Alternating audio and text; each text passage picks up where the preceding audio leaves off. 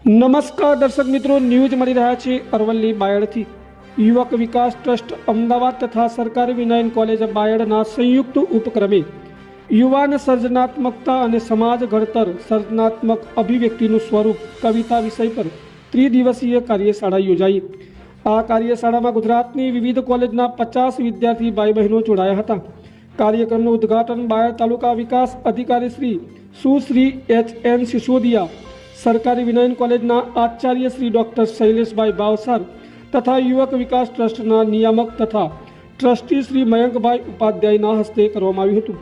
ત્રિદિવસીય આ કાર્યશાળામાં ગુજરાતી સાહિત્યમાં કવિતા વિષય પર ગુજરાતી સાહિત્યકારો દ્વારા વિદ્યાર્થીઓને માર્ગદર્શન આપવામાં આવશે અને ત્યારબાદ વિદ્યાર્થીઓ દ્વારા કવિતાનું સર્જન કરવામાં આવશે। કાર્યક્રમનું સંચાલન યુવક વિકાસ ટ્રસ્ટના મદદનીશ વરિષ્ઠ કાર્યક્રમ અધિકારી શ્રી વિક્રમસિંહ ચૌહાણ દ્વારા કરવામાં આવ્યું હતું।